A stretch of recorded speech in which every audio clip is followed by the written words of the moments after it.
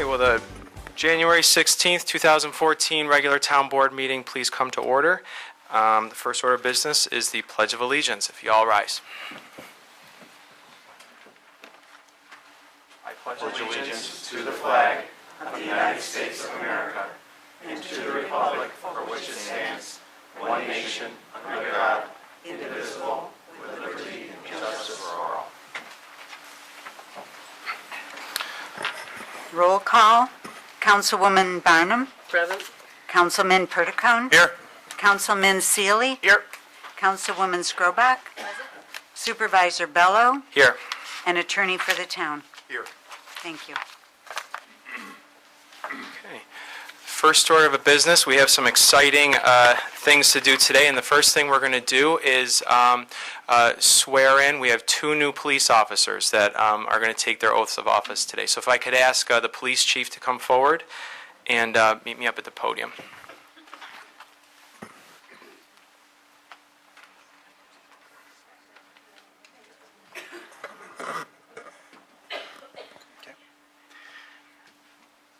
If I could have Officer Jeffrey Colgrove come forward, along with his family, please.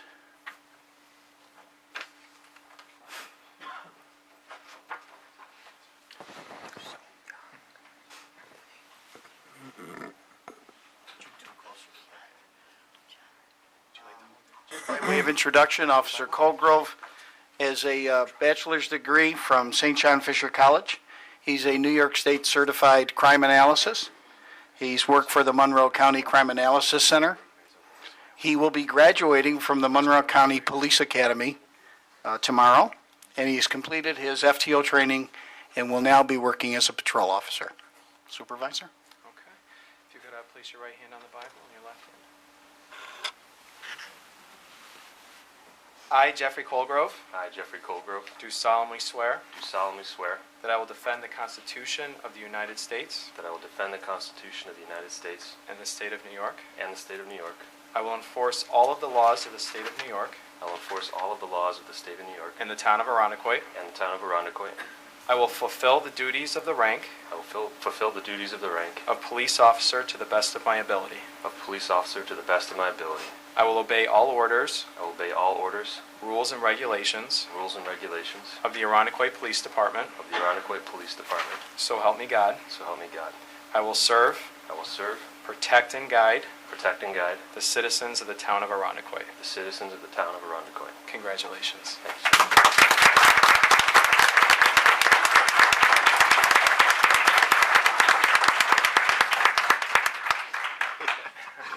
You're getting away with that. I'd like to thank the chief, command staff at Arundecoit, my primary FTO, Officer Lape, and all my fellow officers who helped me through my field training process. Thank you.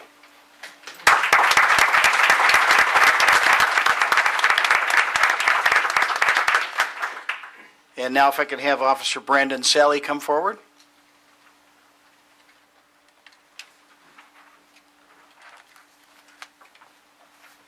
And his family members. Hold the Bible. There you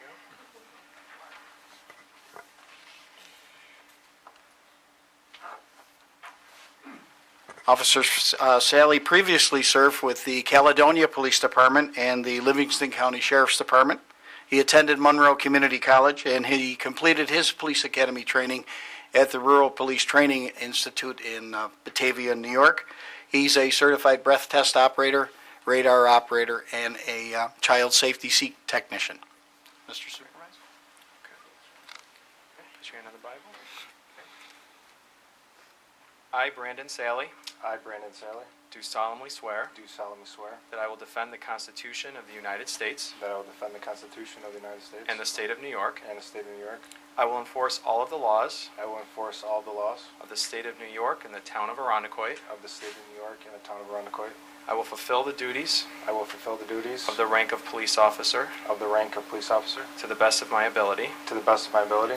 I will obey all orders, I will obey all orders, rules, and regulations rules, and regulations of the Arundecoit Police Department, of the Arundecoit Police Department. so help me God. So help me God. I will serve, I will serve, protect, and guide protect, and guide the citizens of the town of Arundecoit. the citizens of the town of Arundecoit. Congratulations.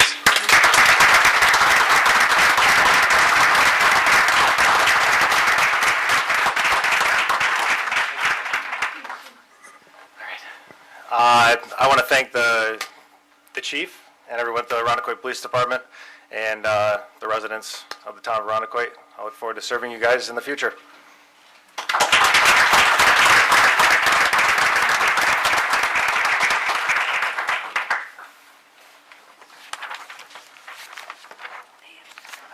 If I could have Officer Colgrove and Officer Sally come forward, please.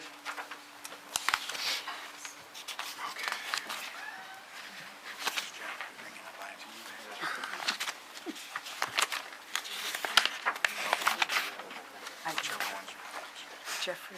Jeffrey. Just need to sign it.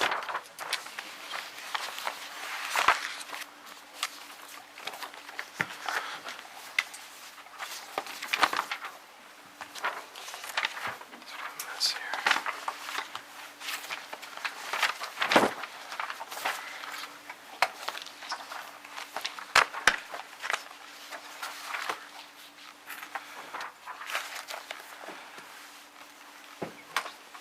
All right, so congratulations, Officer Colgrove and Officer Sally. If we can offer them a round of applause.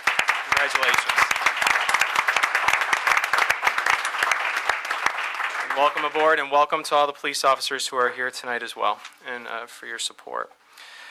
I do have a few other remarks to make tonight. I did want to, before we move on with the rest of the agenda, speak a little bit about what's been happening over the last couple of weeks with Medley Center. I know it's been in the news a lot, and so I thought it was important that you do hear directly from me about what's been happening, and so that I can explain, and if you have any questions, you can feel free to contact my office. But a couple weeks ago, what was brought to our attention was an issue at the pump house station at Medley Center, where essentially there was a building there that houses some significant pipes, and the house structure itself is in poor condition and essentially had the same air temperature inside the structure as outside. And so the concern was that what would happen to the pipes, as you would have happen at your own home, is that when they're exposed to cold air and the extreme cold that we had, the water inside would freeze. When water freezes inside pipes, it expands and could rupture the pipes. And this was a significant issue because should those pipes have ruptured, I think we're all familiar with the area, it would have flooded. There was a potential for flooding down into the Target parking lot and then also to the neighboring businesses along Ridge Road. So the town took prudent action, and I want to commend the Commissioner of our Department of Public Works, Pat Meredith, our Fire Commissioner, Greg Merrick, and our Chief of Police, Chief Tantello, and all the staff in Arundecoit who did a great job bringing this to our attention and working to correct the issue. So I do want to acknowledge them and the staff for all their great work. And then this past week, a very similar issue happened right in the mall proper itself. And what had happened was the same thing. There's no heat inside the building. There was water flowing through the fire suppression system, and essentially the same thing happened, except this time pipes actually did leak. And water froze inside the pipes, it expanded, they cracked. And the reason why I asked the town to act on these issues is because it's critically important that whatever happens on that property and any other property in town, that we protect residents and public safety. So I'm not going to allow anything that happens in this town to happen that could potentially have a negative impact on our residents. I'm also going to protect businesses and other property that surround there. And I'm also not going to allow a situation to occur that could potentially put our first responders at risk. Okay, and that's a significant issue as well. If there was an issue at Medley Center tonight, tomorrow, and the fire department, the police department needed to respond, the conditions need to be safe. They need to know what they're walking into. They need to make sure that the property is well maintained. I also think it's critical that we enforce the town code. Okay, we're not going to allow people, whoever it is, to violate the town code at will. Either the rules work for everybody or they work for nobody. and I strongly believe that. So we're going to enforce the town code, and we're going to do what it takes to protect people, property, and our first responders. I also want to tell people that some good news as well is that earlier this week, the town council members and I all signed a letter that was submitted to Mr. Conjal, acknowledging that the town of Arundecoit's position is that not only does Mr. Conjal owe a pilot payment by February 1st of this year, but we're also acknowledging that he missed the first and second development milestones, which I think is clear and obvious to most people in this town that that's the case. And this is good because this is the first time really in 4 years that the town, the county, and the school district have really been on the same page in acknowledging the milestones were missed and that a supplemental payment is due. And it's a significant supplemental payment. We're talking a multi-million-dollar payment due to the 3 taxing jurisdictions by February 1st. So I did want to let you know that the town did submit that documentation. I want to thank the town board members for their work on that, and that when developers or anybody else make a commitment to our town in exchange for something, and that's what happened in this case. We had a developer come to town, and there were commitments made. He would invest in the property, and in exchange, we'd give property tax breaks. I expect people to live up to their commitments, and I expect that to happen. I'm also do want to tell you that I am sensitive to the fact of what this is doing to our public image. It's not in the best interest of the town to see us on television every 2 or 3 days talking about Medley Center. And here's another issue at Medley Center, another problem. That's why it's critical we address this and we address it now.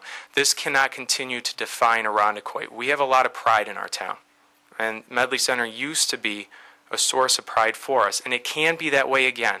Our ultimate goal is to develop the property. And I think everybody in town agrees with that. We want to see something happen. We want to see new businesses come in. We want to see jobs created. So we're going to work to that end, but we're not going to allow this to just continue to play out over months and months and years and years. We're going to address these issues, and we're going to address them quickly. We can't allow this to define us in the future and into the next generations. So I just wanted to give you that little update. If you have any questions, I do encourage people to reach out to my office. I'm happy to have conversations with anybody about that. Okay? So, having said that, next agenda item is public input. We have several people signed up to speak tonight. The first is Gary Pelosi.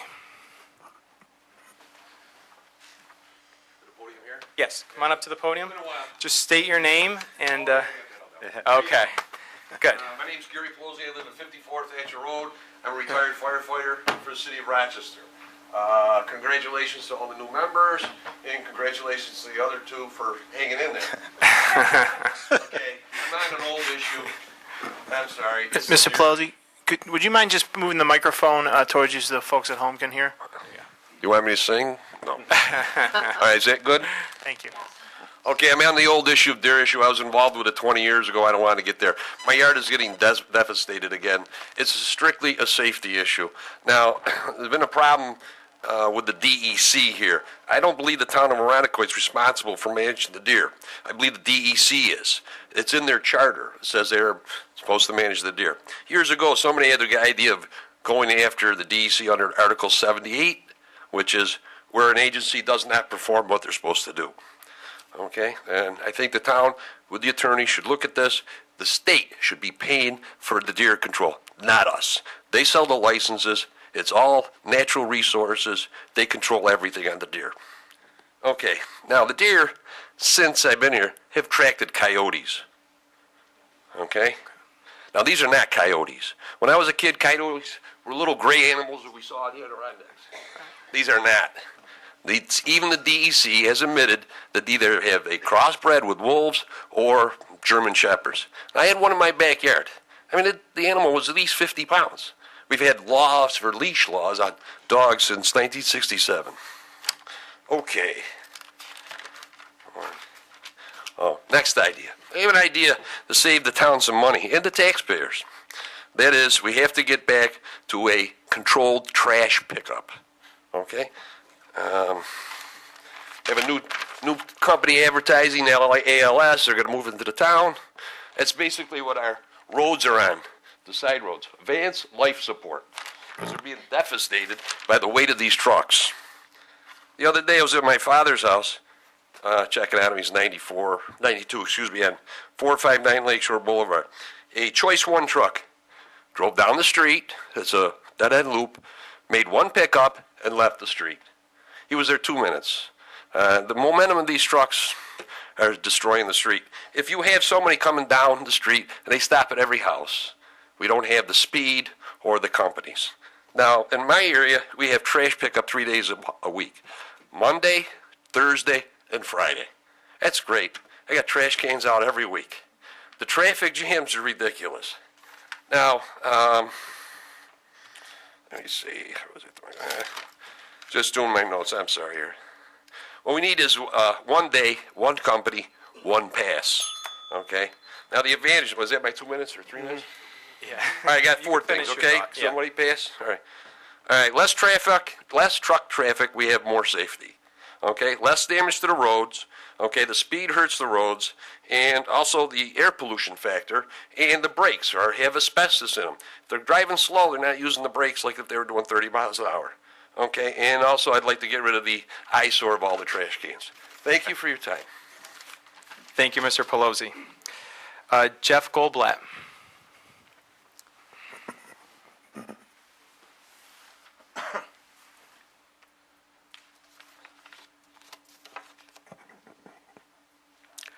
Good evening, Jeff Goldblatt, 128 Parkside Crescent. I am a co-founder and co-chair of the HIP organization, beginning its 16th year of success. Just like the previous 29 applications we reviewed and commented on since the neighborhood business district was codified some 10 years ago, we evaluated the Aldi's application through the lens of the master plan, design guidelines, and mixed-use code. However, it's clear that our boards and staff employed a C commercial lens in their review. A few examples. Out of the 18 pages of design guidelines, the planning board chose to exercise their authority on 2 discrete items only. The zoning board failed to recognize the difference between existing C commercial properties and those in the mixed-use district that are pre-existing non-conforming.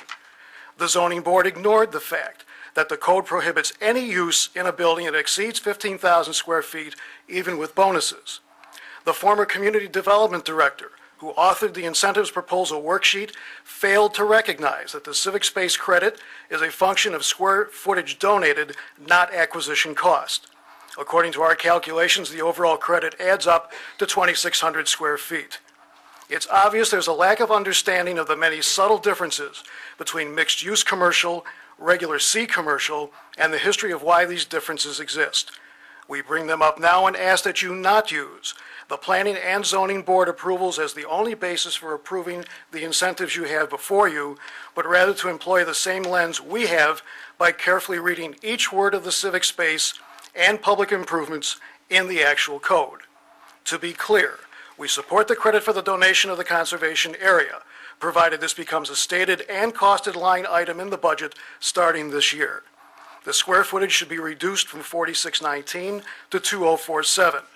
We absolutely do not support the 6,055 square foot credit for the construction of a private driveway connecting Hudson Avenue to 2 private developments. This egregious ploy just to get to 21,669, the total mass, hasn't been used with other commercial developments, and the out-year liability costs are something we as taxpayers shouldn't bear. Aldi's, a multinational, multi-million-dollar corporation, certainly can afford those expenses. And we do not support Aldi's request to trade a change to the Hudson Avenue signal light and repainting a travel lane for a 1,500 square foot credit, which only benefits the 2 private property owners. I-Square did not exercise this incentive in the tightest right of way, and the same should apply here. And that is my message. Thank you, Mr. Goldblatt. Terry Carter.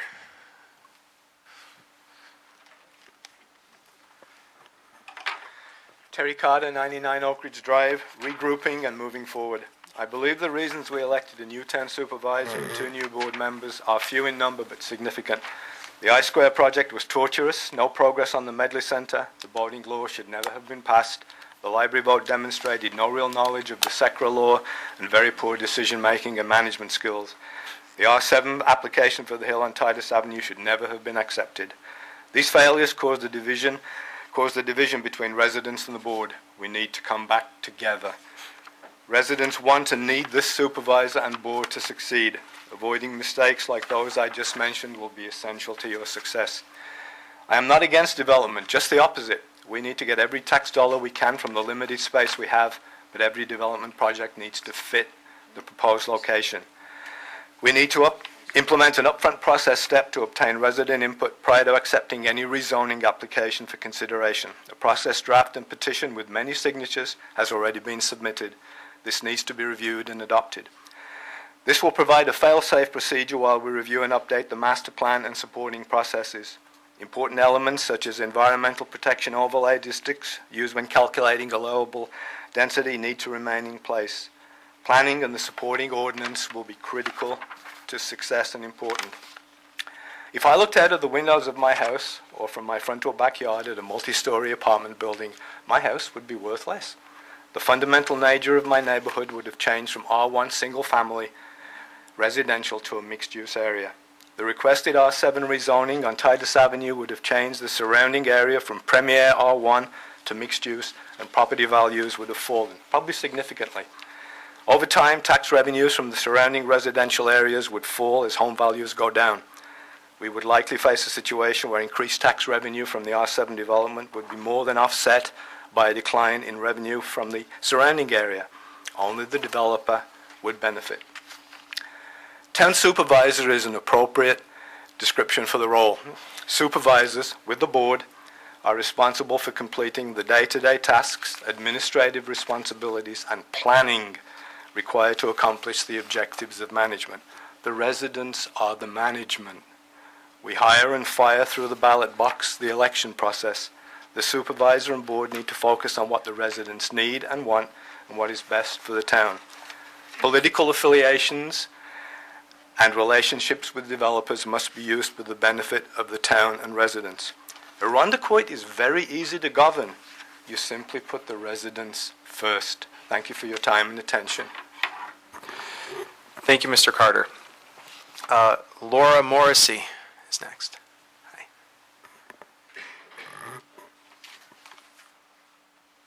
Hi, I'm Laura Morrissey, 187 Spring Valley Drive. I appreciate this opportunity to meet the new town supervisor and the newly reconstituted town board. Many of us have been following the accounts in the Democrat and Chronicle of the Westport Crossing project on Monroe Avenue in Pittsford. We read of a town skirting the open meetings law by not having quorums present as it meets privately with the developer. And, interestingly enough, that developer is Mark IV Enterprises. We read of a developer intent on financial gain, not listening to the concerns of residents, a developer making changes to the plan without public notice or environmental review. We read of the overwhelming sentiment among Pittsford residents against the plan, and of a town seemingly out of touch with the very people it taxes and which it should serve. Sounds rather like Irondequoit, 2009 to 2013. But this is 2014, and we, all of us together, now have a watershed opportunity to depart from all of that, to cooperate, to create something new. It's time to dig out the old master plan from years back, to have experts review it for updating, to have public comment on it. It's time to have a policy for applications for rezoning involving resident input before any future rezoning plan is accepted. It's time to realize that when residential property values fall, as they would with poor rezoning, town tax revenue suffers. It's time to honor our obligations to the East Irondequoit School District and to Irondequoit residents. It's time, as you have noted, to hold Scott Conjal accountable for his violation of contract, for his missed milestones, cracked pipes, and poor maintenance. As Irondequoit residents, we are now about to pay our own very substantial town and county taxes. We hope that you fully understand your obligation to be worthy stewards of both our tax dollars and our goodwill. Let's get to work. Thank you. Thank you, Ms. Morrissey. Next is Ron Rigby.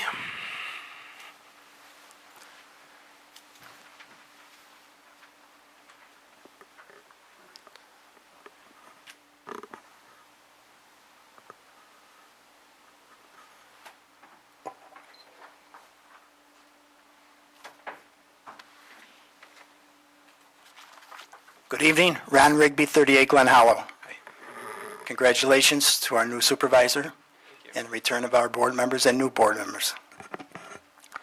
In 2003, the neighborhood residents of Larkspur Lane, Willow Creek Lane, Merwoods Lane, and Titus Avenue successfully fought the possible development at 1788 Titus Avenue by Mark IV Enterprises. Years later, the same developer, who now owns that parcel along with the purchase of a parcel at 105 Willow Creek Lane, came back with an even larger proposal of 101 apartments to be called a Legacy at Pineview. Again, the residents banded together and rehashed all the negative impacts from this project: decreased property values, traffic, water drainage and runoff, all the way north to Spring Valley. After a 2-year battle, Mark IV withdrew his application, only to leave the door open for a possible new application.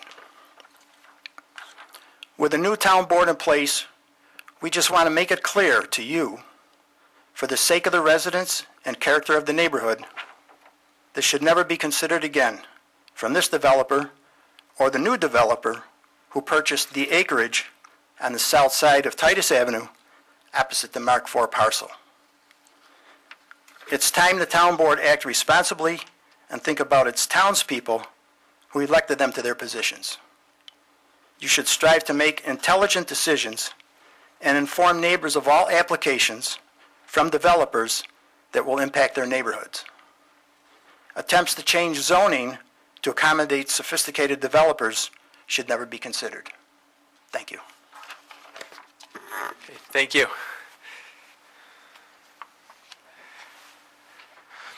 Okay, the last speaker signed up today is Tamara Deshenko.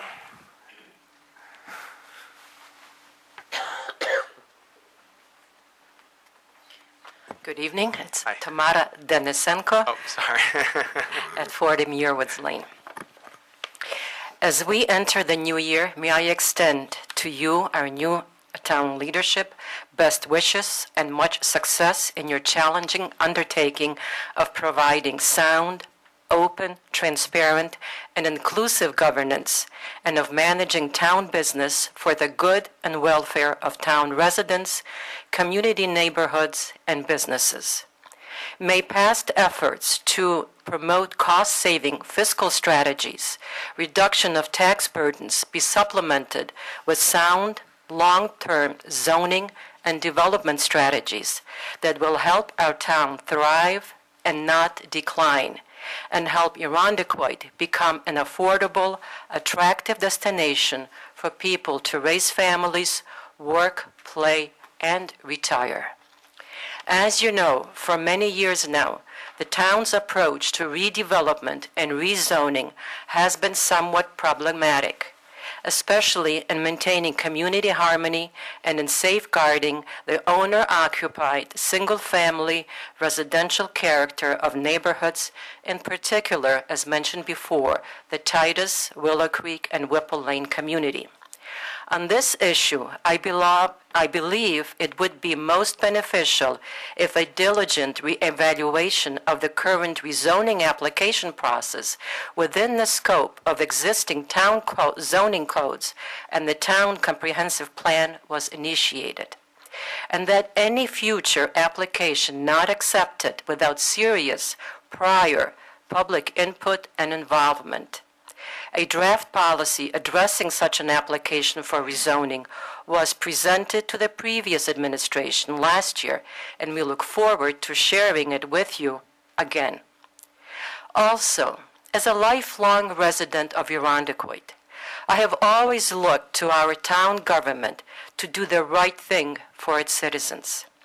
I have held it up with its successes and challenges to many international visitors, politicians, and community activists as an example of American democracy serving its people, not parties or oligarchs. I look forward to continuing to promote our town as it sustains open decision-making, accessible local governance, citizen and voter empowerment, and supports informed community engagement in the future. Thank you, and good luck in your hard work. Thank you. Was there anyone else here tonight that wanted to address the board but was not signed up? No? Okay. Thank you all for your input tonight. Next order of business is the financial report. Annie Seeley? Thank you. Yep. The financial report states tentative before closing 2013 as of 12/31/2013. In addition to this 2013 year-end report, I will provide 2 more monthly updates with 2013 year-end results. They will be 2013 tentative before closing reports as of 1/31/2014 and 2/28/2014. Those updates will be presented along with the respective 2014 monthly report. The town's 2013 books will remain open for several months for outstanding revenue, bills for services and goods received in 2013, and for required closing entries and adjustments. The monthly updates will allow us to understand how the finances are shaping up as we progress through the year-end closing process. During the second quarter, the town's auditing firm, Freed Maxick CPAs, will perform the annual audit and generate the 2013 financial statements. After completing those processes, a presentation of the town's financial condition will be made to the town board at a mid-year workshop meeting. Highlights of the town's financial status will be shared with the public at a subsequent town board meeting. Here's my report of the financial results for the town as of December 2013. Total expenditures and encumbrances are $27,830,000, and that equates to 89% of budget. $27,300,000 are actual expenditures, and the encumbrances are $530,000. The general fund expenses are favorable at 88% of budget, or $15,967,000. The expenditures in the general fund break down as follows. Actual expenditures, $15,687,000, encumbrances, $280,000. Collectively, the expenses in the highway funds are 100.7%, and that's only slightly above the budget. Even though the expenditures are slightly above the budget, the actual revenue exceeds the actual expenditures, which is still a favorable situation for the town. Actual expenditures in the other major funds are also lower than budget. The library continues to be under budget at $1,672,000, 89.8% of budget. Expenditures in the sewer fund are $3,043,000, 79.5% of budget. Stormwater drainage remains below budget at 67.8%. That equates to $264,000. The amount of revenue received in the general fund is $16,476,000, 91.3% of budget.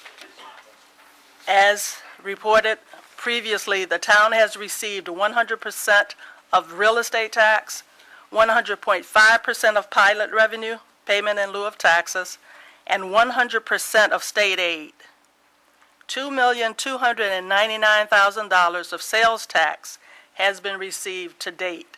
That equates to 73.6% of that budget and reflects 8 months of activity. We still have 4 months of revenue for sales tax. The mortgage tax shown here is $627,000. That represents 9 months of the budget, or 80%, 86%. Franchise cable TV revenue of $394,000 is for 6 months. That represents 49.3% of that source of revenue. And we're expecting another $390,000 to $400,000 there. Parks and recreation revenue is currently at 82.6% of budget. Cemetery is above budget at 115%. Other sources of revenue, which includes property maintenance and cleanup, stands at 91.8% of budget. Revenue for property maintenance and cleanup is basically 2 times, it's $337,000, and that's basically 2 times the $170,000 budget. Regarding the entire town, 95.8% of revenue has been received to date. Approximately 100% of revenue is in for each of the major funds, each of the other major funds. The revenue received by the library is 99.7% of budget. The highway has received 104% of budget, and 100.3% is in for the sewer fund. This concludes my financial report. Thanks, Annie, and thanks for all your work on that. Thank you. Yes. The next, oh, I'm sorry. Can we have a motion to approve the financial report? So moved. Is there a second? Second. Okay, any discussion or questions for Annie? I was just wondering about the cable franchise. Is there a month, what's the breakdown on months? We Why are we get only payments 2 times a year. Twice, okay, thank you. And the payment will be coming when? Pardon me? When will the March. second one? In The March. first Okay. one came in, it's March, September and March. Okay, thank you. You're welcome. Great. All right. All right. All those in favor signify by saying aye. Aye. Any opposed, nay. Motion carried. Approval of minutes. The January 1st, 2014 organizational meeting. Moved. Is there a second? Second. Any questions or changes? Okay, all those in favor signify by saying aye. Aye. Any opposed, nay. Motion carries. Items for board action. Item 1A, 2014-1, in the matter of accepting the public improvements associated with the Aldi project. Now therefore be it resolved that the town board approves the increase in gross floor area from 8,000 square feet to 15,000 square feet based on the incentives consisting of construction of a dedicated road, property acquisition of road right-of-way, property acquisition of conservation area, Hudson Avenue restriping and signal improvements, dedicated sanitary sewer and dedicated water main, and the town board accepts the donation of the conservation area, subject to review and approval of the deed by the attorney for the town and dedication of the public improvements once constructed, contingent on inspection and approval by the town's Department of Public Works and town engineer. This resolution shall take effect immediately upon its adoption. Is there a motion? And a second? Second. Okay. And, John, actually, before comments from the board, I did ask Mark Tarian from LaBella Associates if he could just give a brief, we've had a number of presentations for the board to talk about what's in this particular resolution, but I asked if Mark could just say a couple minutes for the residents at home and people here to just explain exactly what this resolution does. Thank you. As you said, I'm Mark Tarian with LaBella Associates. I'm here as a consultant to the town. In our view, this resolution represents what a planner like myself would call incentive zoning. And incentive zoning is basically a mechanism whereby a municipality like the town of Arundequoit offers a developer a bonus or an incentive to provide public amenities that they wouldn't otherwise be providing. So in this instance, you heard the list of amenities that they're providing. And in your code provides two different ways of computing what that bonus will be.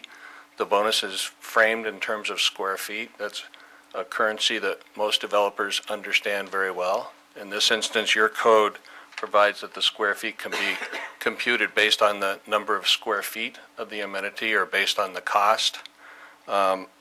Your code provides in this district that buildings cannot exceed 8,000 square feet, but with the bonuses that they would be awarded in exchange for amenities, that can increase to 15,000 square feet. We reviewed a spreadsheet prepared by Mr. Heinecker where he computed what should be allowed in exchange for those bonuses, and we concur with his computations. In this instance, to get from the 8,000 to 15,000 square feet, obviously you'd need another 7,000 feet of bonus credit, and in this instance, it appears that there's more than 12,000 feet available. There was one component, the conservation easement, that was computed based on the dollar value, and we did run that computation on the alternate basis using the square footage and found that it dropped the credit that Mr. Heinecker had computed. But even in that instance, there's more than 9,000 square feet of credit available, far in excess of the 7,000 that would be required to take it from the 8,000 to 15,000 square feet.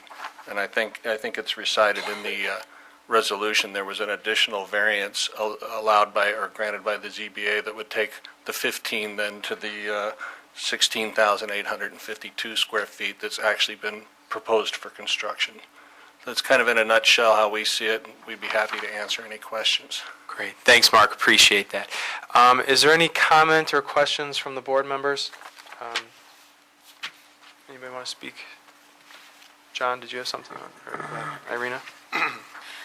We did have a workshop last week where we discussed many elements of this Aldi's and the project, and the discussion went for about an hour and a half, and I just wanted to publicly relay what our discussion topics were. And they were including possibility of a public hearing, architectural design of the building, the retail space use and desired businesses to occupy that retail space, safety issues referring to the public space and the parking lot, the mixed-use concept as it relates to the Aldi project, loading docks and the created corridor for it, the dedicated road, the soil and the ground concerns, the incentive credits, the bonus credits, the parking lot lighting, signage, stormwater drainage and surface runoff, as well as traffic access and safety. So those are the topics that were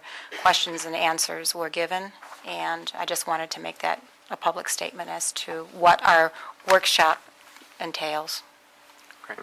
Thanks, Irina. Anyone else wanted to say anything? Go ahead, Dave. I just, first of all, I'm excited about the prospect of all these finally coming to Arundecoit. I think many people in town will agree with that. And also, really since November, the people who have reached out with comments and support and some concerns about the project, I do believe that this is a good example of a developer coming to the town, concerns being raised by the town, the planning board, the zoning board, and many of those concerns being addressed. And I think the developer did a good job in balancing the interests of the town, but also spearheading this project forward. And I know Commissioner Meredith is committed to making sure that road is structurally sound, and moving forward, we won't have any concerns about that. But the conservation piece is very exciting, and I'm happy to support this. Yep.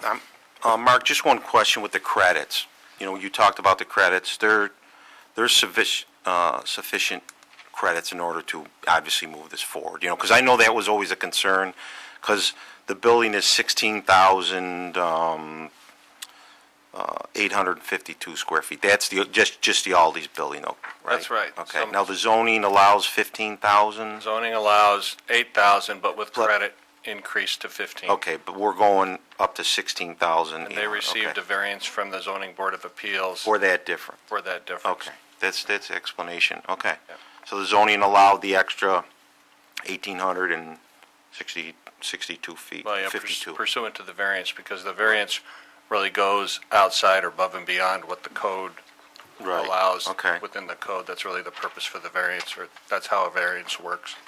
Okay, and and I believe one thing about the dedicated road, and one thing we did talk about at the, at our workshop is, if the town does take, take over the road, obviously it's gonna be built a little differently than if the developer, had to bring it on his own. And like Dave was saying, I think Pat will be involved in that. And in general, I think we'll have a better road. Yeah, my impression is there are sufficient provisions in there for the town to have some input into the design, and I think there was also a clause in there about the town and the town engineer having an opportunity to approve the actual construction before it's accepted for dedication, so. Okay. Any other remarks? And I'll just say, I do want to thank Mr. Cleason for the presentation he gave to the town board at the workshop last week, and for everybody else involved. This was a project that involved a lot of input from the public, a lot of questions from the town board, and everybody doing their due diligence to make sure that this gets done the right way. I also want to commend the town hall staff for all the work that they put into this. This project, and I do think, I'm looking forward to this. I think it's going to be a successful project. I do think once the Aldi's is built, people are going to appreciate the choices they have in town, and some new development on Hudson Avenue there. So if there's any other comments, if I could ask all those in favor, signify by saying aye. Aye. Aye. Any opposed, nay. Motion carried. Item 2, authorizing adjustment of the mileage reimbursement rate for 2014 to 56 cents, consistent with the rate allowed by the U.S. Internal Revenue Service. So moved. Is there a second? All those in favor signify by saying aye. Aye. Opposed, nay. Motion carries. Item 3, authorizing the appointment of a Director of Developmental Services. Okay, can I have a motion? Second. All right. I would like to say that this is an important appointment that we're doing tonight for our Department of Development Services here. This is a critical department that focuses on economic development issues, planning and zoning, code enforcement, really the heart of a lot of the activity and the hub of a lot of activity that we have here at Town Hall. But I think it also shares in many ways the keys to our success as a town. And that's why it was critical that we find the right people to staff this department. And this is also the first of a few resolutions, 2 that we're doing today, and then some we'll do in the future, to really reorganize the Department of Development Services and really provide focus to make sure that we are a town that's welcoming to new businesses, supportive of the businesses we have here. We're enforcing the codes. We are doing what we need to do to make sure we are a premier community for our current residents, but then also thinking about future generations, where the town wants to be, not just today, not just tomorrow, but where do we want to be 20 years from now, and how are we going to get there and develop a plan to do that. This resolution is to appoint Nick Weatherby to the position. Nick has worked on economic development issues at every level of government. He's worked on a number of large economic projects, which is the experience that we need here in Irondequoit when dealing with and encouraging new economic development projects. Working with Lieutenant Governor Bob Duffy, Nick was one of the architects of the governor's Regional Economic Council program. He also worked in Senator Schumer's office, and most recently as a senior staff member for Governor Andrew Cuomo. So this is a big deal for the town of Irondequoit. This is a big position, and I think we found someone that we can all be proud of, that we can bring to town. He has the experience and background and focus that I think our department needs to really move the town forward. So it can't bring me any more pleasure to put forward the name of Nick Weatherby for this position. Did anybody else want to comment? Yeah, just briefly, and much of that to echo what Supervisor Bellows said. I've had the pleasure of working with Nick for a number of years. Actually, first time I had the pleasure of working with him, he was actually working at Town Hall for a former member of Congress earlier in his career, so he knows this place pretty well. Nick's worked directly for some of the, as Adam said, some of the most influential and important elected officials in the state. Most recently, I had the pleasure of working with him in the Cuomo administration, where he was an integral member of the executive chamber in Albany. He oversaw and coordinated much that which happened in the executive chamber, including much of the governor's senior staff. As Adam said, he was part of the team that was responsible for conceiving and implementing the regional councils, which really has become the model for economic development, at least for the state of New York. That says a lot because it involves collaboration. It's a collaborative effort between state, local, private, public. So that experience, I think, is integral. So what does that mean for Irondequoit? I think we have high expectations for Nick.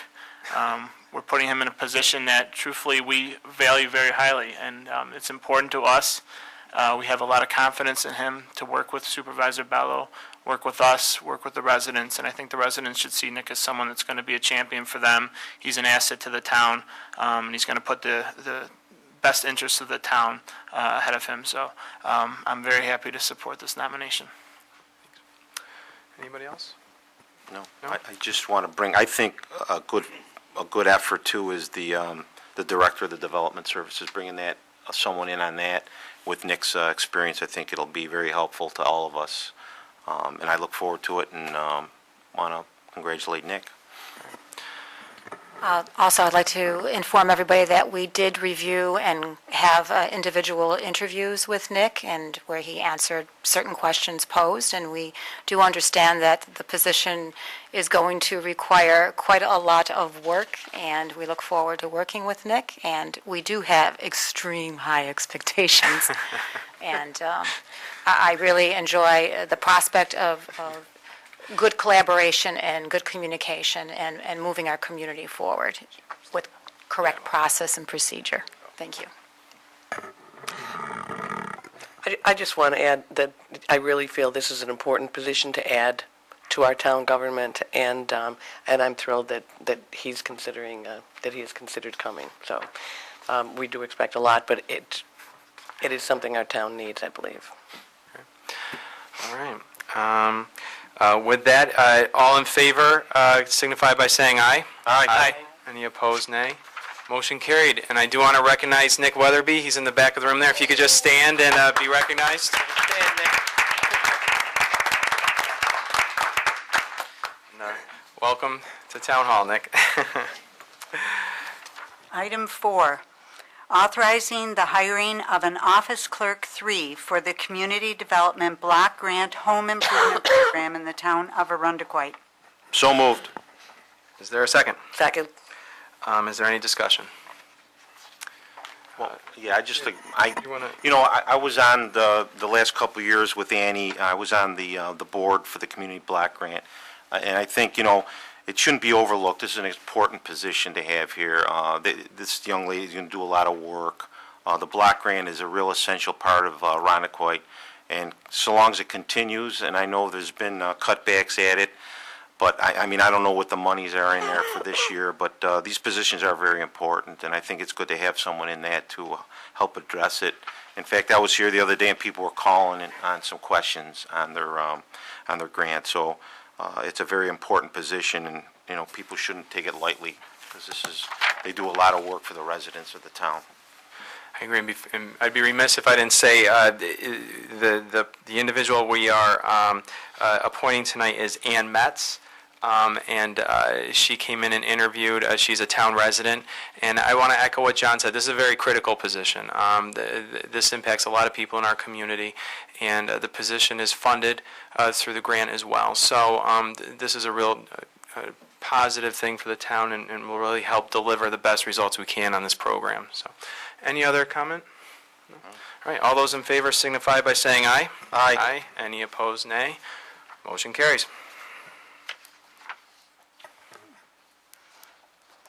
She's not here. Is she not here? Is Ann here? No. Okay. Item 5, I'll let her come next month. She got to stand up. Got to stand up. Pursuant to the State Environmental Quality Review Act with respect to declaring surplus a portion of the right-of-way located immediately to the north of 237 Pert Avenue. Is there a motion? Moved. And a second? Second. All right, I will just ask Patrick Meredith, the Commissioner of the DPW, just to give us a brief explanation for the public and for folks at home of what this resolution and the one right after it do. This particular resolution is for the town board accepting the negative declaration regarding the declaring of town property surplus. The second resolution is that I have declared the right-of-way directly adjacent and north of 237 Pert Avenue to be abandoned and have requested the town board to determine the property surplus for the purposes of selling. The property owner of 237 Pert Avenue desires to purchase the property and at her own expense pay all costs associated with the transaction. The sale is subject to permissive referendum, which will be published in the local newspaper. Barring a permissive referendum, this resolution will take effect in 30 days after its adoption. It is my understanding that the long-term goal for the owner is to build a garage for the home. An approval for the garage is not part of this resolution, but would be handled through the building permit process at a later date.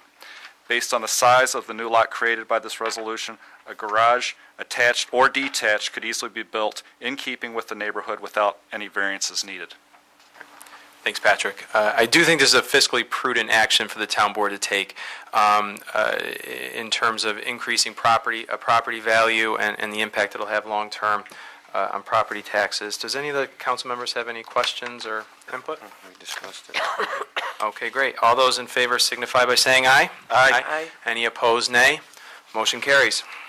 Item 6, declaring surplus a portion of the town right-of-way located immediately to the north of 237 Pert Avenue. So moved. Is there a second? Second. Any discussion? All those in favor signify by saying aye. Aye. Any opposed, nay. Motion carries. Item 7, authorizing the supervisor to execute an agreement for Monroe County All Seasons Work in Monroe County rights of way. Is there a motion? Moved. And a second? A second, okay. Any discussion or questions? Okay, all those in favor signify by saying aye.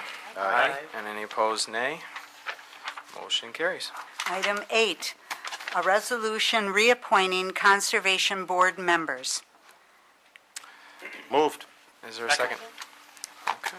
I do want to just commend the members of the Conservation Board before we vote on this item.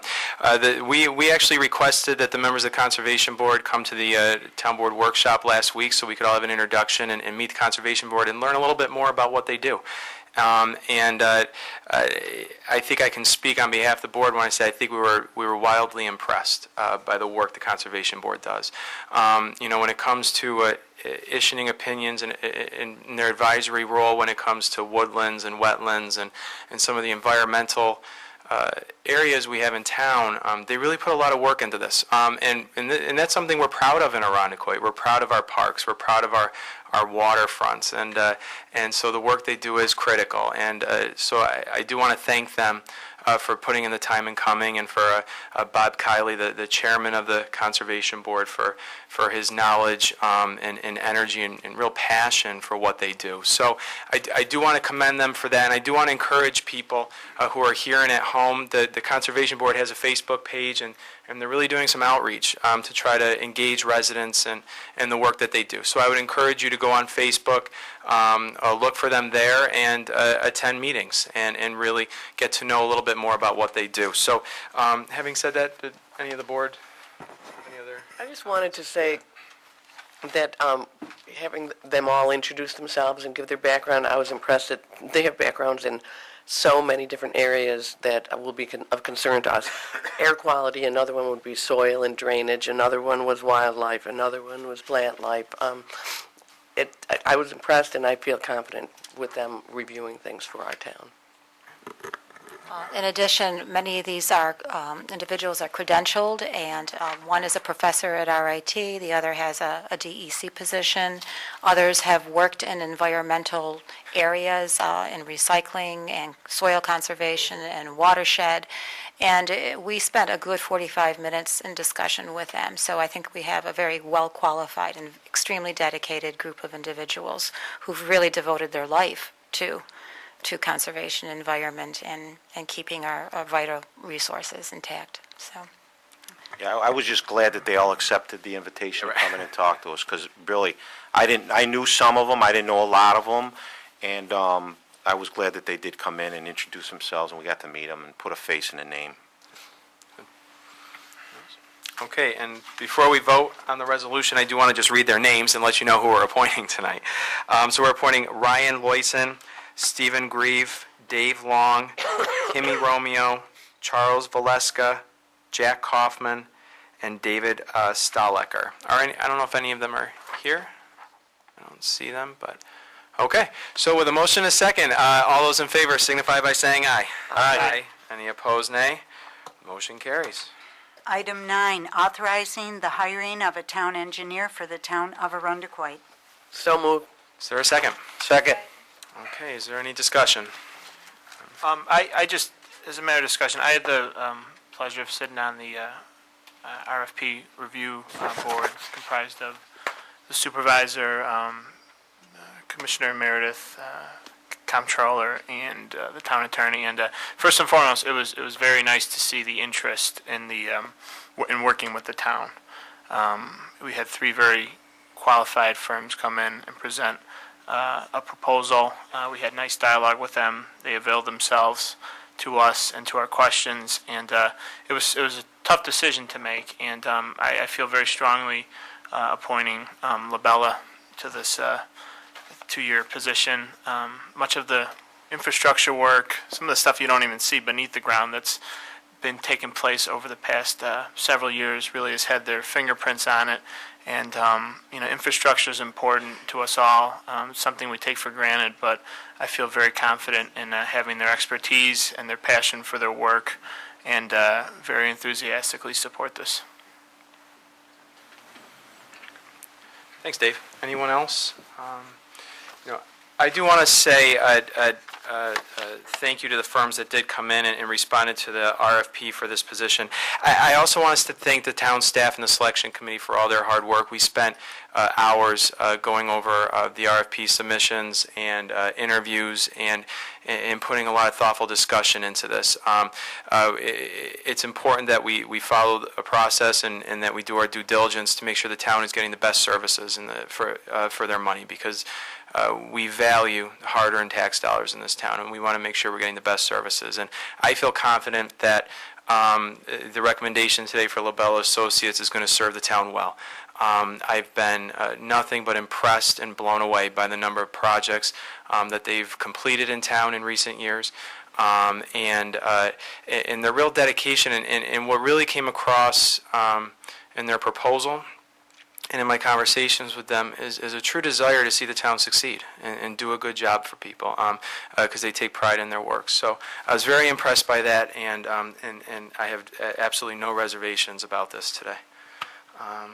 Well, I too want to thank for you guys to be on board, and like some difference from everybody, I've worked on jobs before that Labella was the design and engineering firm. So, but what I wanted, when we do these interviews, which is a good thing, like Dave mentioned, the interest goes a long way when firms show interest in the town, and I believe that Labella does show a lot of interest in the town of Arundecoit, which is good, and I fully support this resolution. And I just want to want to commend you for using the RFP process and following the procurement policy. It's important mainly because it's the town code. At times when doing this in the past, I think the town, perhaps in the interest of expediting things, hasn't followed it. Not that we haven't gotten good services, but it was important to get that feedback and to vet 3 qualified firms. So I commend you for following the code, the procurement policy, and I think it's produced a good product for the town. Thank you. Thanks. Agreed. Great, okay, any other comment? And all those in favor signify by saying aye. Aye. Any opposed, nay. Motion carried. Congratulations. I do want to recognize Sergio Esteban from LaBelle and Associates and Mark Terrion and Mike Shaffron, who are here today. So we give them a round of applause and welcome them aboard. Okay, I think that's it. Agenda item 1A 2014-10 has been withdrawn. has been withdrawn for today, and we will discuss it at the next town board meeting. With anything else, before we adjourn, real quick, I do want to thank, it's been 2 weeks since our organizational meeting and since we've been here, and I do just want to take a quick opportunity to thank the residents in Arundecoit and the town staff for working with us. It's been a very smooth transition, and working with the town board members, and we really do have some good, hardworking individuals who work at Town Hall. So I do want to thank them for all the work that they do, and for the residents for their support too over the last couple of weeks. So with that, can I have a motion to adjourn? Moved. All those in favor signify by, a second. Second. All right, all those in favor signify by saying aye. Aye. Any opposed, nay? Motion carried, we're adjourned. Jeez, an hour and 5 minutes. We hope you enjoyed this presentation of the Arundecoit Town Board on ICAT 12, Arundecoit's government access channel.